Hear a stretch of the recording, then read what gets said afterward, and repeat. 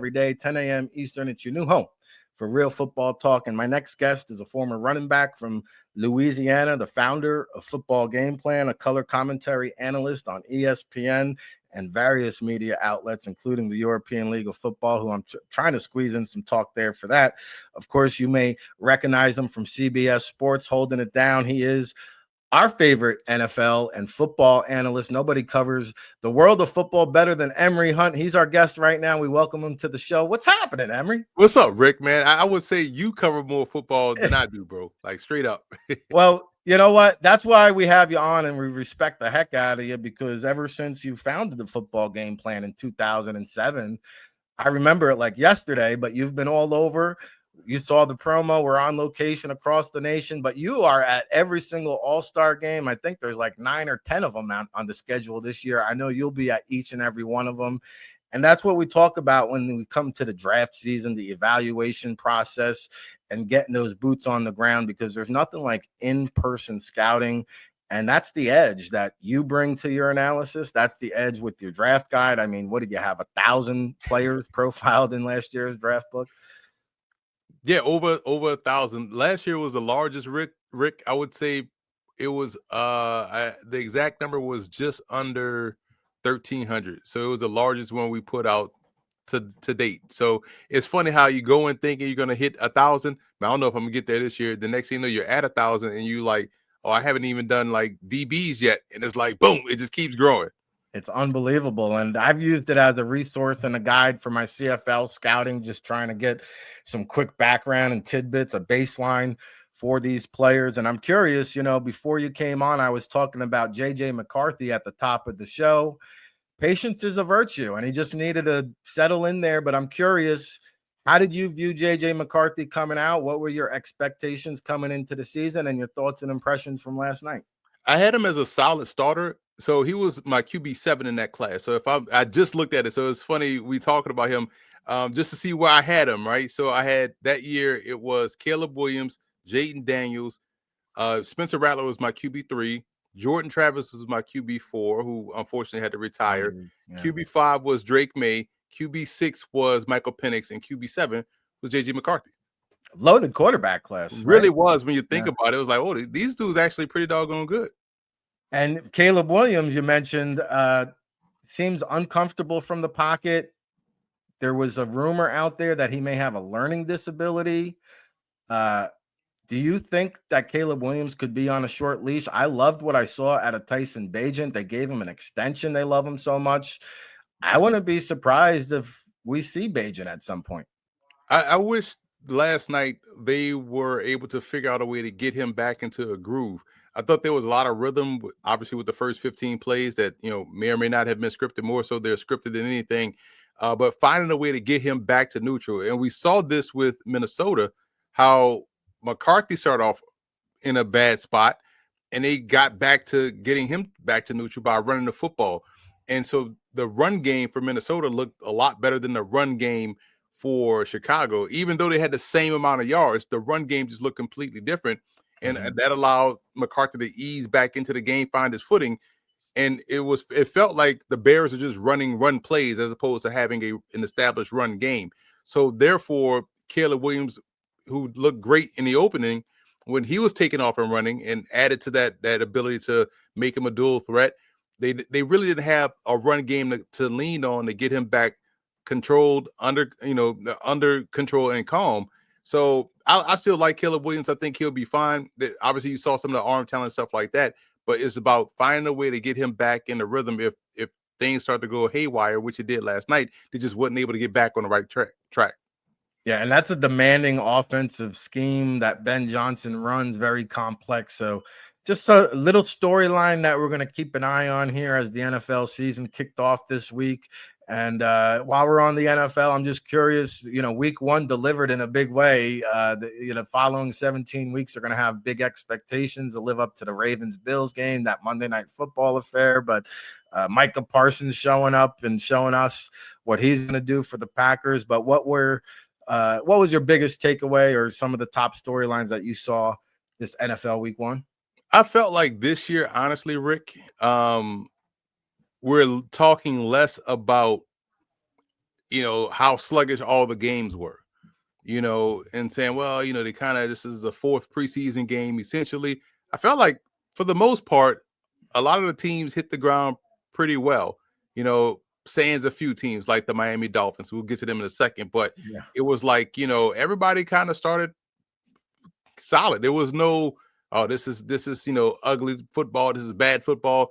I felt like everybody had a good start. So that speaks to them maybe utilizing this year's preseason and offseason better than years before, because that used to always be the issue. And then the Miami Dolphins was another thing that stood out to me, just how defeated they looked. And this was something that, I talked positively about the Dolphins right after the draft, because they went into this draft wanting to get tougher, right? And when you look at the guys they drafted, juxtaposed to the guys they signed in free agency, that was the mindset. Like, hey, we got to be a little bit more physical. So they invested on the offensive line, they invested with the defensive tackle, they invested with corners that were press corners. And so he was like, okay, I could see the mentality. They got this drafted Ollie Gordon, physical, punishing runner. So I thought, okay, they realized the perception of them is soft, and they went out and emphatically try to address that. And then you saw what happened on Sunday. You're like, man, they just look like they just checked out. And so that's not a good look to have that look in the open. Now, again, it's week one, and everybody knows that's all we have to go on. So everything is overreaction. So it'll be fascinating to see how they quickly turn this thing around, how they get back on track, and can they look like the team they want to be coming into the season. Yeah, just don't ask Rex Ryan about the physicality and toughness of the Miami Dolphins. And you wonder, like Mike McDaniel, I felt like came into the season on the hot seat, and you just wonder, like, how that's going to play out. I saw Tyreek Hill kind of barking up a storm. I'm not going to put too much into it, but man, it just feels like he's wearing a little bit thin on the patience of the Dolphins coaching staff there. Now, we got a lot to get in. We're going to go around the football universe with you as best we can. And we talked about you covering college football. You're doing color commentary. I know you do some ESPN games. You were doing stuff for the European League of Football. Try to sneak that in. But you've got your finger on the pulse when it comes to the college football landscape. I'm just curious to you, where do you see the powerhouses? I thought Clemson was going to be a contender. It doesn't look that way. Suddenly, Carson Beck and the Miami Hurricanes look like they could be national championship contenders. I thought there was some surprises, like there always is, and some of the same usual suspects. But who are, your top contending teams to bring home the national championship, in your opinion? It's funny because looking at how, now again, everybody's schedule is going to be different, but you just look at how they played as opposed to who they played. You got to put Oregon right there in the mix. Oregon looks impressive. And it was almost an old school type of approach where you have a star quarterback who played before, and Dante Moore. He got a chance to sit behind Dylan Gabriel, learn the system, and now he steps into a turnkey situation where he's already used to playing with the guys around him. The O-line is always going to be good at Oregon. Their defense flies around the football, and they look phenomenal. So Oregon looks the part. That's a team that looks like they're built to go the distance. Then you have Penn State, solid on both sides of the ball. They can run the football. They could always saw the game away. I love the receivers that they added, and Pena and all those guys, Hudson. So they're going to be solid, and that's a team that can beat you in different ways if need be. Then you have Ohio State. Then you have Georgia. I think Georgia has a big test this upcoming week versus Tennessee, who looks to have gotten the 2023 version of Joey Aguilar as opposed to what we saw last year from him. And so that's good for their offense. We'll see if they have a chance. So those are the teams right now. LSU's defense is going to keep them in every ball game and perhaps win them some ball games like it did last week against La Tech. So those teams to me seem to be in the mix. And the underdog stories, you kind of like how South Florida is playing. You also kind of like how Navy is playing. And those are those teams that, I'm always excited to see how they progress throughout the rest of the season. Yeah, and every year a quarterback, I mean, it doesn't come out of nowhere on us, but from the mainstream media, Bryce Brown at USF 2 years ago, he was a very heralded, thought of NFL type of caliber prospect, had the injuries last year, and then they knock off Boise State, ranked opponent. They knock off Florida, ranked opponent. They're, I think, number 18 now in the polls. So, yeah, that's going to be the Cinderella story. At least they are early on in this campaign. You mentioned Dan Lanning. I thought he made a brilliant move passing up the Alabama job and staying put. And I think Phil Knight's NIL money might have had something to do with that. But it turned out to be a brilliant move for Lanning. Like, if Oregon does win the national championship, this guy's going to have a statue erected of him in front of the stadium. And Penn State, like, I feel like this is the best year since the Joe Paterno era that they've had in terms of championship expectations. Now, you mentioned LSU. Garrett Nussmeier, to me, has looked like the most polished signal caller. And we're going to look ahead now to the 2026 NFL draft with Emory Hunt and get his current number one player on your big board. Is it a quarterback, Emory? Is it a non-quarterback? How do you see the 2026 NFL draft when it rolls around destination Pittsburgh? I'll give you my top quarterback because I feel like nobody is talking about this dude, and I've been on this since June. Taylor Green, Arkansas, 6'6", 225, looks like a baby Randall Cunningham. And this is his second season in Bobby Petrino's offense. And we know what that looks like with Bobby Petrino. The last time he had an athletic quarterback like this in his second year, it was Lamar Jackson. And we saw what Lamar Jackson did that second year at Louisville working with Bobby Petrino. People forget Green was banged up last year. And so even though he was banged up, he still flashed enough to be like, man, this dude got some talent. If he could just flatline his consistency, he'll be straight. He had 15 touchdown passes last year. He has 10 already, and that's just passing. Rushing, he ran for $150 last week against Arkansas State, which I was surprised that was the first time in the history they played Arkansas State. Mind blowing to me. But the fact that Taylor Green looks more confident, looks settled, and has all of those physical traits, the arm strength, the ability to throw a touch, and the ability to take off and run whenever he chooses to, along with an underrated back who I like in Mike Washington, who transferred in from New Mexico State.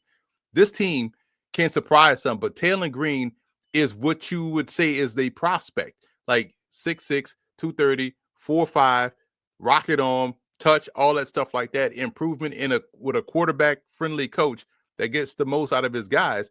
No one is talking about this guy. He looks the best out of everyone right now in the country.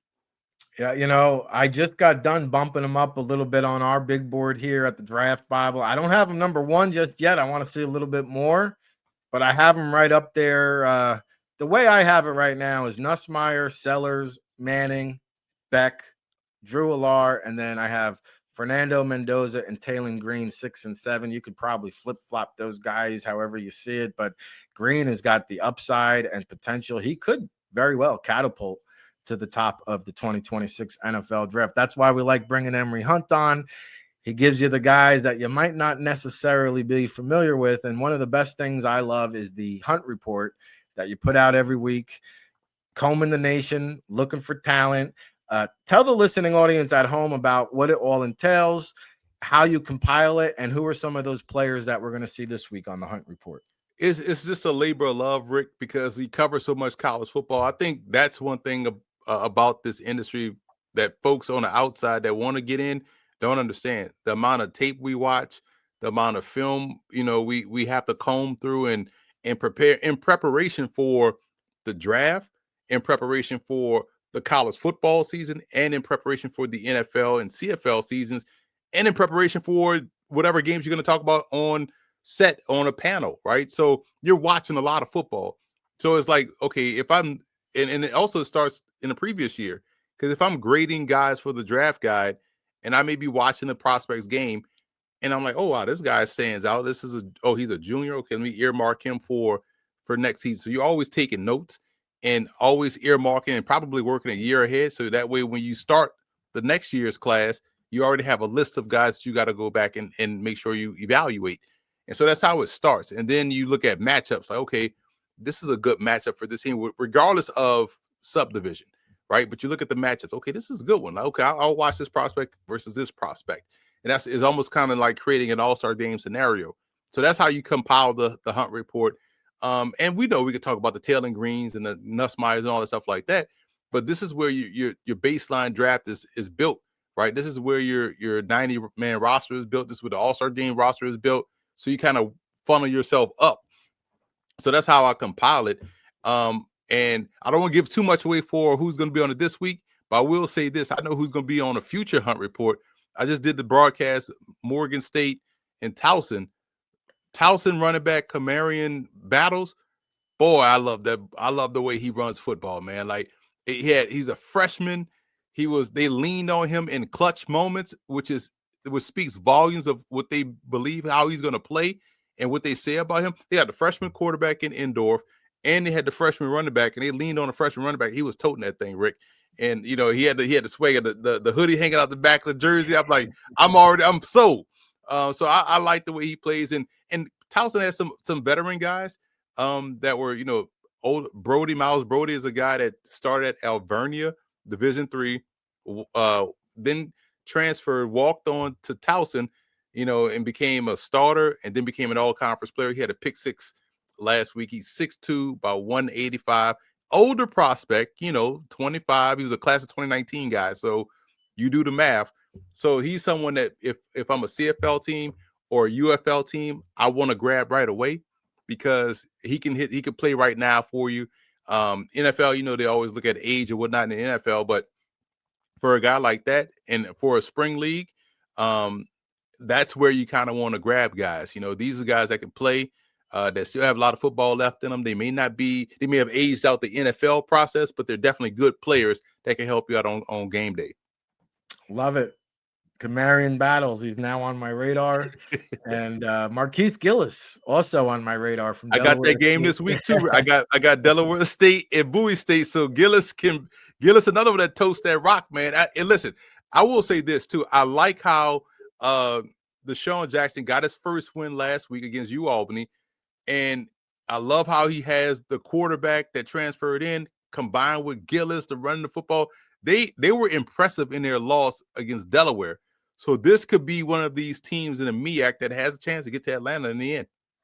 Yeah, Woodrow Wilson High School last year, 11-1, the most historic season in the high school program history. Deshaun Jackson took them right into the state championship. They lost in overtime, but he is looking to turn it around there with our good friend Eugene Chung hanging out as the O-line coach, Clinton Portis, Sammy Parker. I mean, there's a former NFL player at every position down there on the coaching staff. All right, a couple of quick hitters since we're running out of time. I do want to sneak in some CFL talk because the Canadian Football League is coming down the stretch. And this is about as a wide open season as I can ever recall. I mean, you could state a case for a handful of teams. Saskatchewan obviously is probably the favorite on paper, but I mean, each and every week you just see these upsets and surprises and teams rising, and the quarterback carousel has been something else to watch up there in the CFL. But give us a little prediction of who you think could take home the Grey Cup based on what we've seen so far. Man, it's really going to come down to a crossover game, to be honest. Who's going to cross over? Because if we're being completely honest, the West looks like the champion's going to come out the West this year. The East is a little bit because quarterback play got so ravaged throughout the East. Guys got injured. Hopefully some guys come back, and that could change things like for Montreal or someone like that. But when you look at the two top teams, it's Calgary and it's also Saskatchewan. Those two teams have been far and away the two best. Winnipeg is in there, but Winnipeg has been very inconsistent from week to week. And so that scares me. Honestly, though, the East team that has the momentum is Hamilton. I love how they're playing. Bo Levi Mitchell looks like he's in the running for MOP.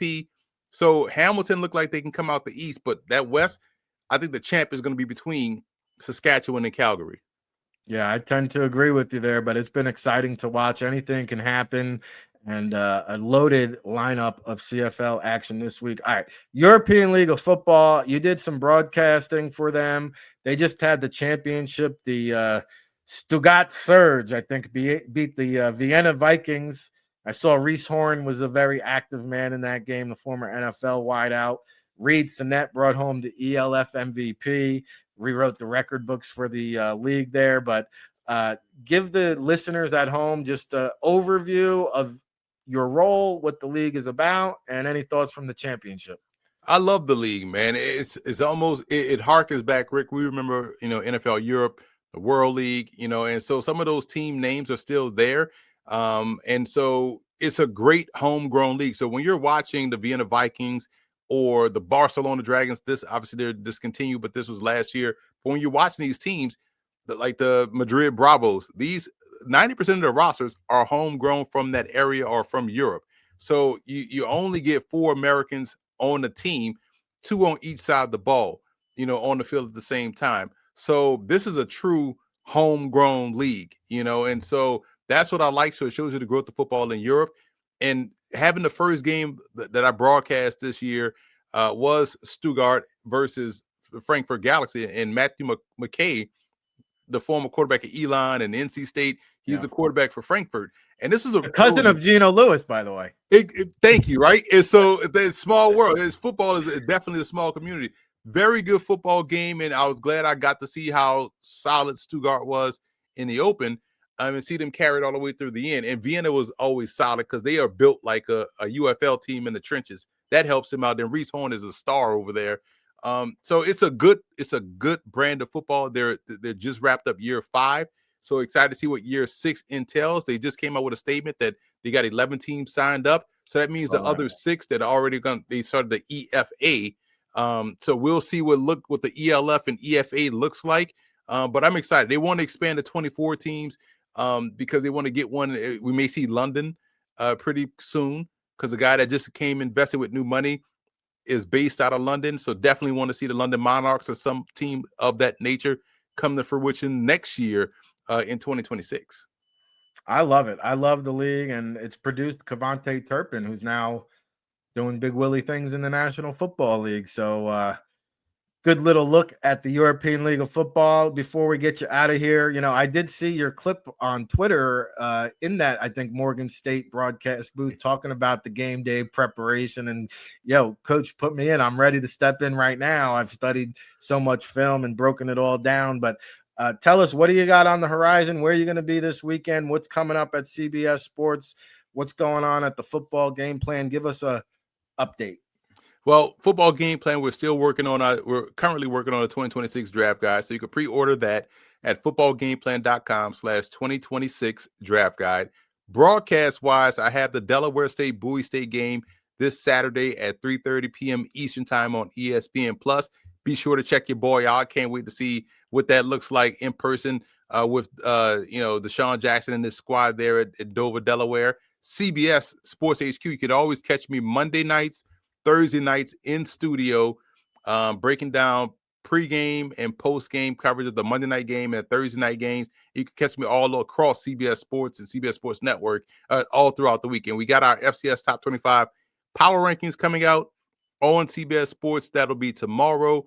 And as always, follow me on social media at FBall Game Plan to see this week's Hunt Report coming Thursday. Yeah, and don't forget the Russ Tucker podcast too. You're going on. Right. every Monday morning. Like, you can catch me on Russ Tucker. The first thing in the morning, we out there talking about upcoming games. Listen, we went 8-2 last week on our bets. So people don't understand, like, that's Monday morning, 8 a.m., and we're giving you bets for Saturday, not knowing what's going to happen, what's going to change, and be able to nail those bets shows you the knowledge that we have.